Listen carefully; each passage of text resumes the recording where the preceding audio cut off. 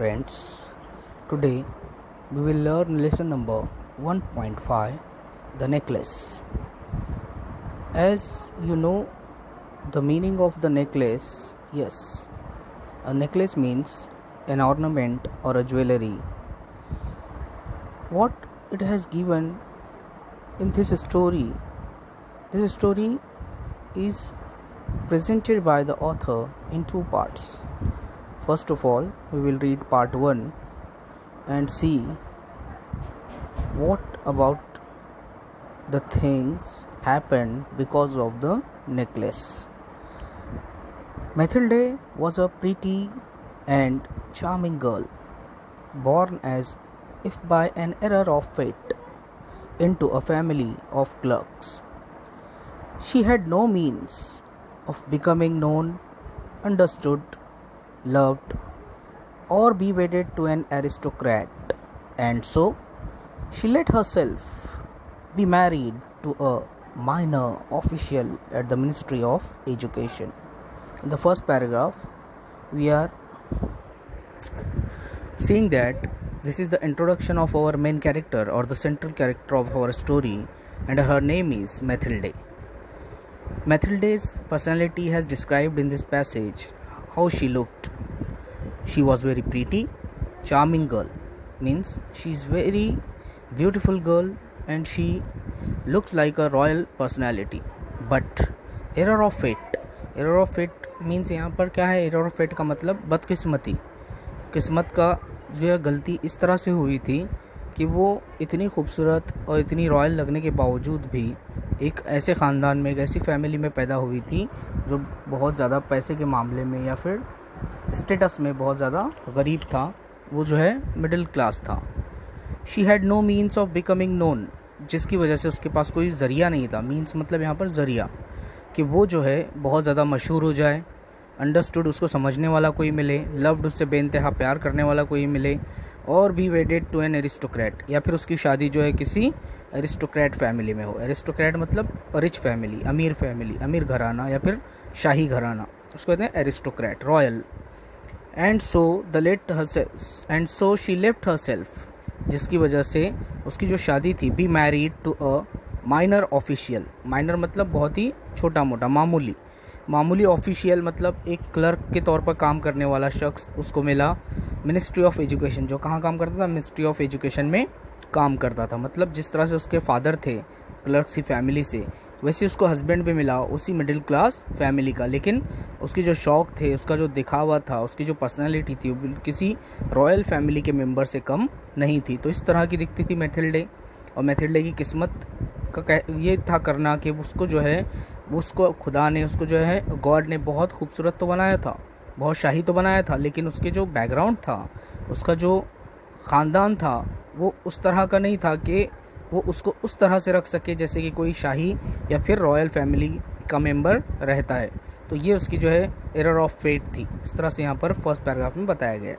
और उसकी शादी एक मामूली आदमी से होती है जो उसकी फादर की तरह एक मिनिस्ट्री ऑफ एजुकेशन में क्लर्क का काम करता है.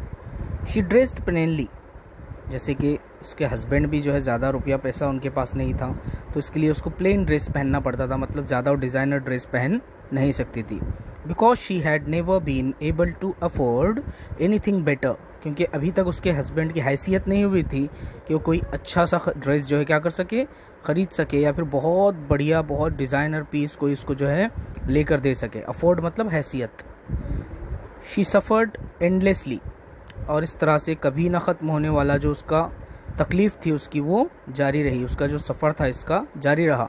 Feeling she was entitled to all the luxuries of life, और उसको हमेशा महसूस होता था कि मैं जिस तरह से दिखती हूँ, जिस तरह से मेरी पर्सनैलिटी है, उस तरह की लग्जरीज़ मुझे आज तक मेरी ज़िंदगी में हासिल नहीं हुई. इसका उसको बड़ा अफसोस होता था, उसको महसूस होता था, इस चीज़ के बारे में वो सोचती थी और इसका एहसास वो करती थी. She suffered because of a shabby poorly furnished house, और साथ ही साथ उसको बहुत ज़्यादा तकलीफ़ होती थी जब वो अपने हस्बैंड के घर को देखती थी. वो कैसा था? शैबी, बहुत ही भद्दा. पुअरली, बहुत ही गरीब घर जो उनका था, मतलब जिस तरह से गरीबों का घर होता है, ज़्यादा कोई सामान नहीं होता, ज़्यादा आराम आसाइश की चीज़ें नहीं होती, जो ज़रूरत की चीज़ें होती है वही जो है घर में नज़र आती है. तो इस तरह का उसका जो है वो घर था. फर्निश्ड हाउस, और ना ही जो है ज़्यादा कुछ फर्निश्ड हाउस था, ना उसमें कोई फर्नीचर था, ना किसी किस्म का जो है कोई शाही अंदाज में उस घर को बनाया गया था। ऑल दीज थिंग्स, और ये तमाम चीज़ें जो है, that another woman of her class would not even have noticed, tormented her and made her resentful। अगर उसी क्लास की, अगर उसी जो है तबके की कोई औरत दूसरी होगी जो उसके जो है लेवल की होगी, उसके दर्जे की होगी, वो कभी नहीं सोचेगी इन चीज़ों के बारे में।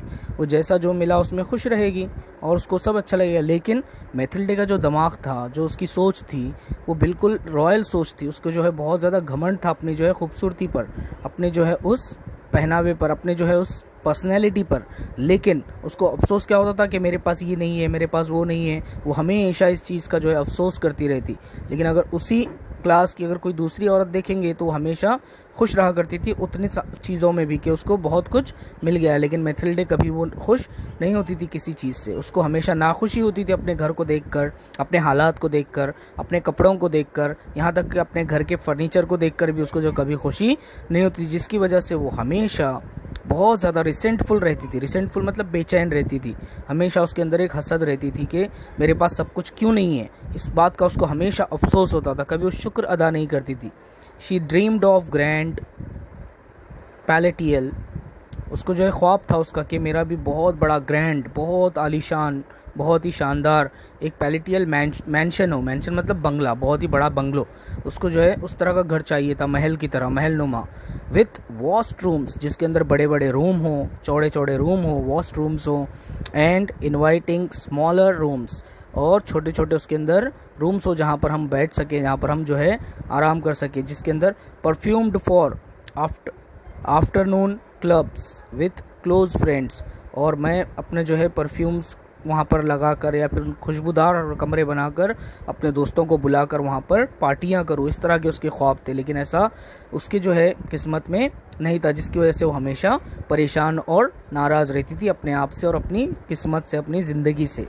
यट, अब भी, she had no rich dresses, अब भी उसके पास कोई महंगे ड्रेसेस नहीं थे। नो ज्वेल्स, ना कोई उसके पास जो है जेवरात थे, ना ज्वेलरी थी, nothing. And these were the only things she loved, और जो चीज़ें नहीं थी उसके पास, उन्हीं चीज़ों से उसे प्यार था। और जो चीज़ें उसको दिखाई देती थी उसके सामने, वो उनसे बहुत ज़्यादा क्या करती थी, नफ़रत करती थी। और उसको बहुत ज़्यादा जो है अफसोस था इस बात का। उसको बहुत ज़्यादा अपनी किस्मत पर रोना आता था कि जिन चीज़ों से मुझे प्यार है वो चीज़ें मेरे पास मौजूद नहीं है। She wanted so much to charm, to be envied, उसको चाहिए था बहुत सारा चार्म, बहुत सारे जो है खूबसूरत दिखने के लिए चीज़ें चाहिए थी कि वो दूसरों को क्या कर सके, जला सके, दूसरों को गुस्सा दिला सके, एनवाई कर सके, उनको जो है हसद करने पर मजबूर कर दे। ऐसी उसको चीज़ें चाहिए थी लोगों को जो है जलाने के लिए।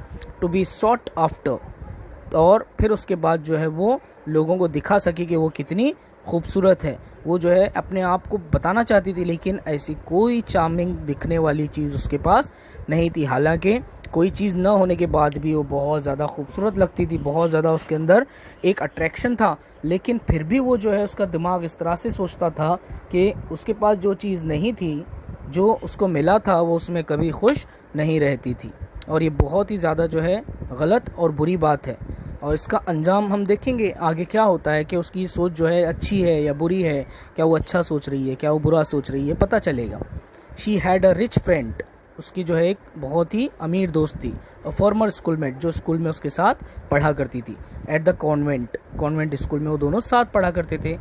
होम शी अवॉइडेड विजिटिंग, अक्सर करके वो उसके पास जाना पसंद नहीं करती थी, क्योंकि वो तो बहुत अमीर थी। और जब उससे वो मिलती तो इसको हसद होती उससे कि इसके पास तो सब चीज़ें हैं, कितना अच्छा ड्रेस इसने पहना है, कितनी सारी ज्वेलरी इसने पहन रखी है, इसका घर कितना अच्छा है।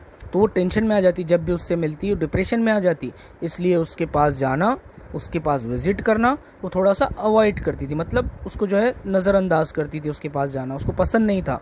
Because afterwards she would weep with regret, और जब भी वो उससे मिलती थी तो उसको रोना आता था अपने उस किस्मत पर, उसको पछतावा होता था। डिस्पेयर एंड मिजरी, बहुत ज़्यादा वो दुखी होती थी और बहुत ज़्यादा परेशान होती थी। डिस्पेयर बहुत ज़्यादा दुखी होना, मिजरी मतलब बहुत ज़्यादा अपने आप को मुसीबत में घिरा हुआ देखना, जबकि ऐसा कोई सोचने की ज़रूरत उसको नहीं थी। वो तो दोस्त थी, उसको किस्मत से मिला हुआ था बहुत कुछ, और इसकी किस्मत ऐसी थी तो उसको उसमें क्या रहना चाहिए था, शुक्र अदा करना चाहिए था गॉड का, लेकिन ऐसा नहीं था। वो बड़ी पछताती थी उससे मिलने के बाद, इसलिए उससे वो मिलना अवॉइड करती थी हमेशा। One evening her husband came home with an air of Triumph holding a large envelope in his hand. एक मर्तबा एक शाम उसके हस्बैंड जो है, जो क्लर्क थे, वो बहुत ही ज़्यादा खुशी से, air with Triumph, air of Triumph मतलब बहुत ज़्यादा खुश होना, ट्रायम्फ का मतलब होता है जीतना, एक जीत की खुशी लेकर वो घर लौटे। Holding a large envelope in his hand, उनके हाथ में बहुत बड़ा एक लिफाफा था, और उन्होंने कहा अपनी बीवी से, अपनी वाइफ से, मैथिल्डे से कहा, लुक ही सेड, बहुत खुशी से कहा, देखो देखो ये देखो, here is something for you, मैं तुम्हारे लिए कुछ लाया हूँ, तुम बहुत खुश होगी इसको देखने के बाद, ऐसा हस्बैंड ने कहा। She tore open the paper, उन्होंने पेपर फाड़ा मैथिल्डे ने, और उसमें से, एनवलप में से एक कार्ड निकाला, and drew out a card, और बाहर कार्ड निकला, on which was printed the words, जिस पर ये अल्फाज लिखे हुए थे, the minister of education and ma'am Georges Ramponneau request the pleasure of mister and ma'am Loisel company at the ministry on the evening of Monday January 18। तो इसमें एक इनविटेशन था, एक जो है बहुत रॉयल, जो है ग्रैंड एक पार्टी थी, ग्रैंड जो है इनविटेशन था, और उसमें लिखा हुआ था कि आपको इनवाइट किया जाता है जनवरी की 18 तारीख को, मंडे के दिन। इंस्टेड ऑफ बीइंग डिलाइटेड, अब कोई हस्बैंड क्या सोचेगा कि इतनी बड़ी दावत का मैं जो है इनके लिए ख़त लाया हूँ, इनको तो बहुत पसंद है बड़ी बड़ी दावतों में जाना, तो वो खुश होगी। बेचारा इस जो है उम्मीद से आया था और बड़ी खुशी से उसने दिखाया था, लेकिन इसके बजाय, इंस्टेड ऑफ, इसकी बजाय, बीइंग डिलाइटेड, किसकी बजाय, खुश होने की बजाय, खुश होने की बजाय उन्होंने क्या किया, as her husband had hoped, उसके हस्बैंड को उम्मीद थी कि वो बहुत खुश होगी, लेकिन इसके बरक्स कुछ और हुआ वहाँ पर, वो खुश नहीं हुई। She threw the invitation on the table resentfully, बड़े गुस्से से उन्होंने जो है इनविटेशन कार्ड को टेबल पर रख दिया, उस पर पटक दिया, उस पर फेंक दिया, एंड मटर्ड, और बड़बड़ाने लगी। मटर्ड मतलब बड़बड़ाना, खुद से बोलने की कोशिश करना। What do you want me to do with that, तुम क्या चाहते हो कि मैं इसके साथ ये कार्ड देखकर क्या खुश हो जाऊं, ये तुम ये चाहते हो कि मुझे बहुत खुशी हुई इस कार्ड को देखकर, चाहते क्या हो तुम आखिर, इस तरह से उन्होंने अपने हस्बैंड से कहा मैथिल्डे ने। And what do you expect me to do wear if I go, तो तुम क्या चाहते हो कि मैं क्या पहनूं अगर मैं उस पार्टी में जाऊं 18 जनवरी को, क्या मेरे पास पहनने के लिए कुछ है। जिस तरह से हर औरत की जो परेशानी होती है कि पूरा कबर्ड भरा हुआ होता है कपड़ों से, लेकिन उसके पास कोई नया कपड़ा पहनने को नहीं होता, तो वैसी हालत मैथिल्डे तो और ज़्यादा जो है वो मगरूर थी, और ज़्यादा उसको जो है बहुत ज़्यादा अफसोस होता था अपनी इस लाइफ पर। तो उसने अपने हस्बैंड को कहा बड़े गुस्से में, तुम क्या एक्सपेक्ट करते हो कि मैं क्या पहनूं उस बड़ी सी पार्टी में, कुछ है मेरे पास पहनने के लिए। ही हैडंट थॉट ऑफ दैट, बेचारे ने ये नहीं सोचा था कि उसको ये परेशानी होगी। ही स्टैमर्ड, उसने जो है बड़े ही जो है अटकते हुए, झिझकते हुए कहा, स्टैमर्ड करते हुए, व्हाई, क्यों, ऐसा क्यों नहीं करती तुम, the dress you go to the theatre in, अरे वो ड्रेस पहनो ना जो तुम थिएटर में जाते वक्त पहनती हो, वो कितना प्यारा ड्रेस है, बहुत अच्छा लगता है तुम पर वो ड्रेस क्यों नहीं पहनती तुम। बेचारे ने डरते डरते उसको एक सलाह दी, it seems very nice to me, वो तो मुझे बहुत पसंद है, बहुत प्यारा है तुम्हारा वो ड्रेस, तो तुम वो क्यों नहीं पहनती। ही स्टॉप्ड, और बेचारा इतना कह के घबरा कर चुप हो गया, खामोश हो गया, रुक गया। स्टर्न्ड, एक ही जगह खड़ा हो गया, साकित हो गया। Distressed to see his wife crying, और इतना कहना था कि बेचारे की वाइफ ने जो है रोना स्टार्ट कर दिया, वो जो रोने लगी, उसके आंखों से आंसू आने लगे। ही स्टटर्ड, और उसने जो है बड़े ही उसको समझाते हुए, प्यार से स्टटर्ड करते हुए, व्हाट्स द मैटर, अरे अब क्या हुआ, अब क्या मामला हो गया, अब क्यों रो रही हो। Let's see Mathilde, how much would a suitable dress cost, अच्छा ठीक है अब रो मत, चलो बताओ मुझे कि तुम अगर नया ड्रेस पहनना चाहती हो पार्टी में तो उसकी कीमत क्या होगी, मैं देखता हूँ, कुछ इंतज़ाम करता हूँ तुम्हारे लिए, उस पार्टी के लिए तुमको जो कुछ नया ड्रेस लेके देता हूँ मैं। ऐसा बेचारे ने फिर आखिरकार उसका रोना देखकर, उसको देखा नहीं गया, उसने समझाते हुए उसको कहा। She thought for a moment computing the cost, और अब थोड़ी देर रुक गई और दिमाग में अपने जो है हिसाब किताब लगाने लगी, कंप्यूट करने लगी कॉस्ट को। And also wondering what amount she could ask for without an immediate refusal. और बिना जो है रिफ्यूज़ किए उसको समझ नहीं आ रहा था कि कौन सी अमाउंट मैं बताऊं, कितने का ड्रेस मैं ख़रीदूं. अचानक रोते रोते जब हस्बैंड ने पूछा, उसको ऑफ़र किया, तो अब वो ऑफ़र को एक्सेप्ट करने के लिए तैयार थी और सोच रही थी कि अब मैं क्या करूं, कितने का ड्रेस ख़रीदूं. एट लास्ट शी आंसर्ड, और आखिरकार उस मैथिल्डे ने जवाब दिया, आंसर दिया, हेजिटेंटली, हिचकिचाते हुए, आई don't know exactly but I think I could do it with 400 Franks. और रोते रोते कहा कि मुझे पता नहीं है बिल्कुल कि कितने तक का आएगा पक्का, बट आई थिंक, लेकिन मुझे लगता है कि 400 फ्रैंक्स तक, 400 रुपये तक वो ड्रेस आ जाएगा. ऐसा उसने उससे कहा. ही टर्न्ड अ लिटिल पेल, और बेचारा कीमत सुनते ही पीला पड़ गया. हस्बैंड, उसके चेहरे पर जो है पीलापन आ गया, मतलब वो घबरा गया इतनी कीमत सुनकर. Because he had been saving that exact amount to buy a gun for a hunting summer in the country near Nanterre with a few friends. अब बेचारे ने पैसे जमा कर रखे थे 400 फ्रैंक्स, और वो अपने खुद के लिए जमा किए थे कई महीनों से कि वो एक गन ख़रीदे और अपने दोस्तों के साथ नैंटियर का जो जंगल है वहाँ जाकर जो अपने दोस्तों के साथ कुछ शिकार करे गन खरीद कर. लेकिन अब बेचारे का जो है अपना जो उसका इरादा था उसको तर्क करना पड़ रहा था अपनी बीवी के जो है ख्वाहिश को पूरा करने के लिए.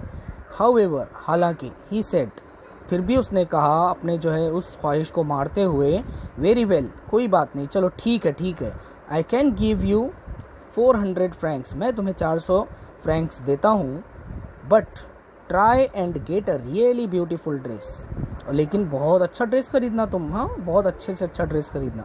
अब यहाँ पर देखो 400 फ्रैंक्स, जैसे हमारे यहाँ पर इंडिया में रुपया होता है, वैसे फ्रांस में जो उसको रुपये को फ्रैंक्स कहा जाता है. तो वो ये फ्रांस की कहानी है, और फ्रांस में जो है रुपया नहीं बल्कि वहाँ पर फ्रैंक्स चलता है. तो वो फ्रैंक्स उसने देने के लिए वो तैयार हो गया उसको.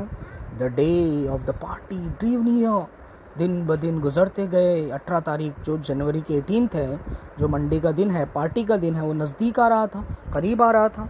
एंड मैडम लॉइजल सीम्ड सैड, लेकिन मैडम लॉइजल को पैसे देने के बाद भी, नया ड्रेस खरीदने के बाद भी, फिर वो नाराज़, मायूस लग रही थी. रेस्टलेस, बेचैन थी. एंजियस, हमेशा जो है वो गुस्से में रहती थी.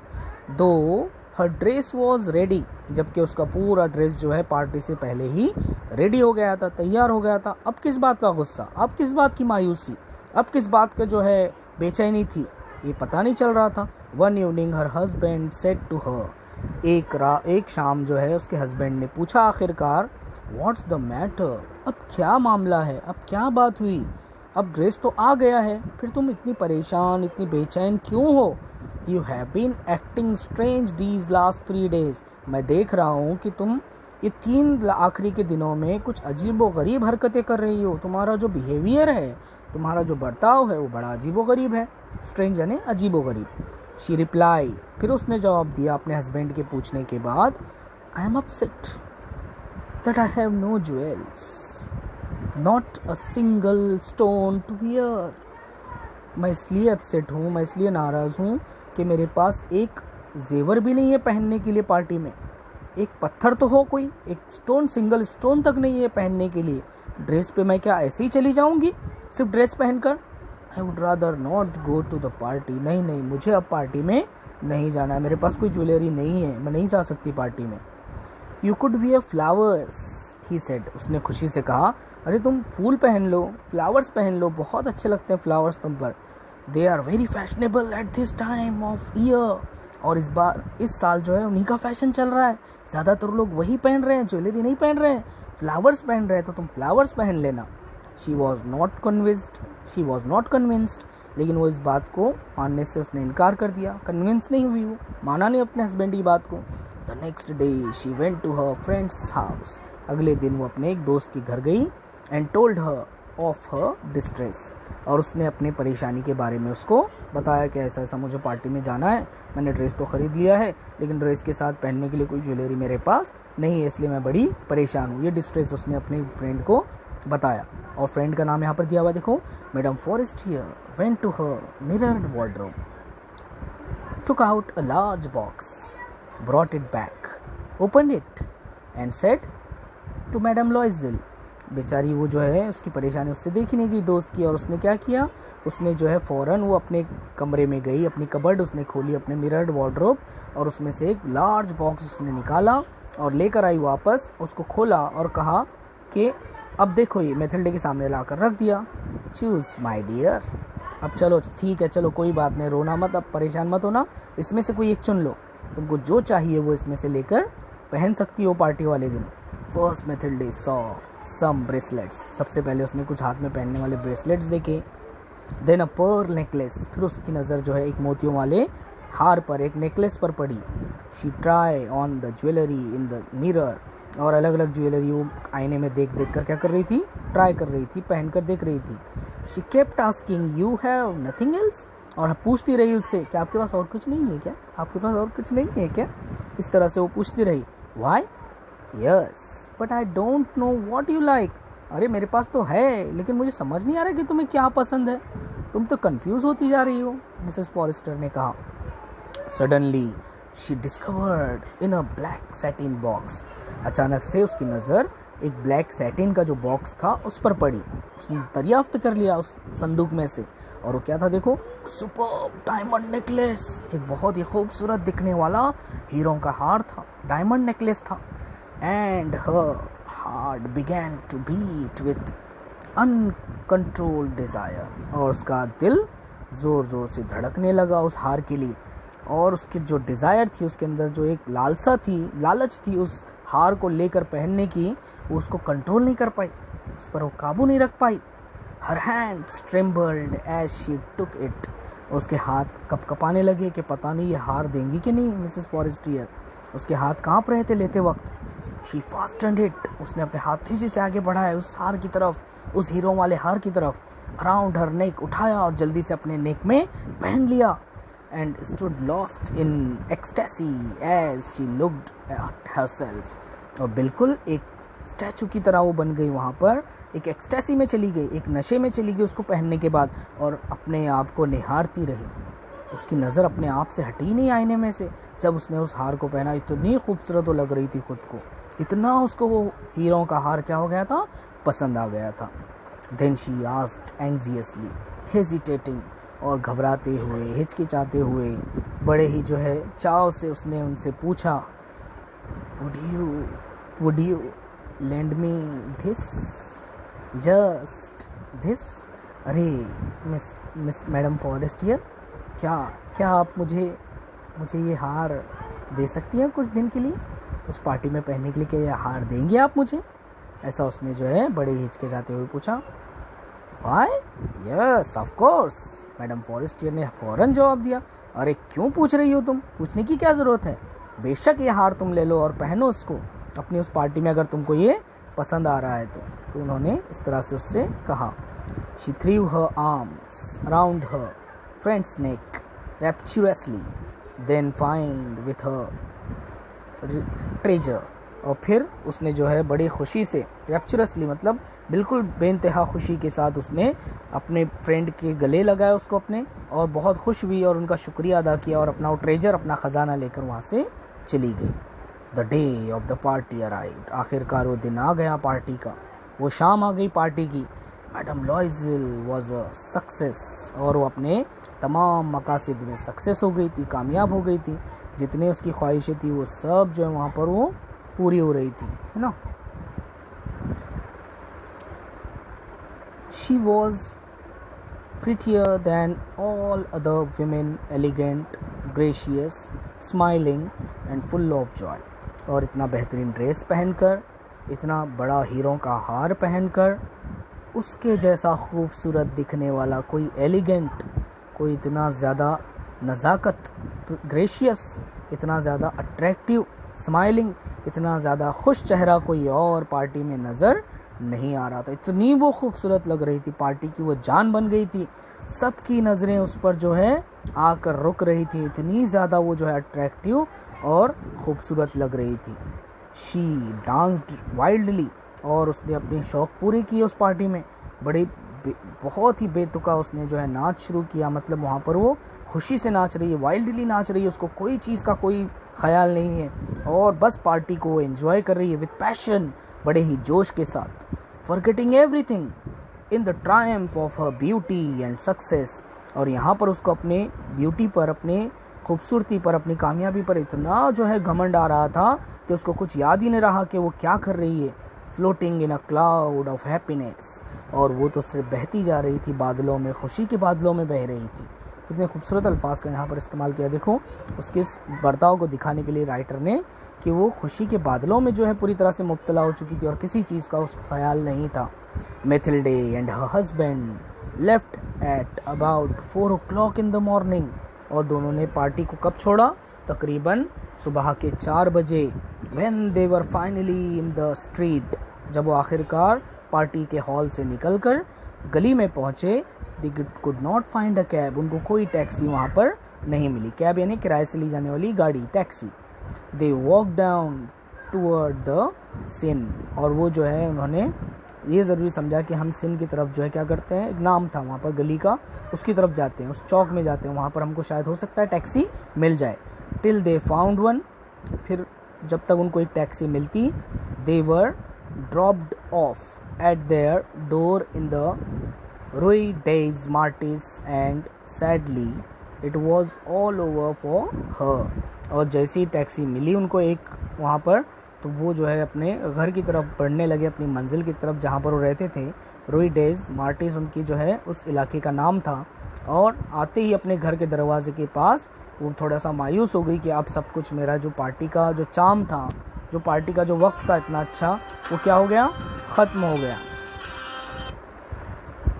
अब इसके आगे का जो है हम लेसन देखते हैं अगले पीरियड में। Thank you.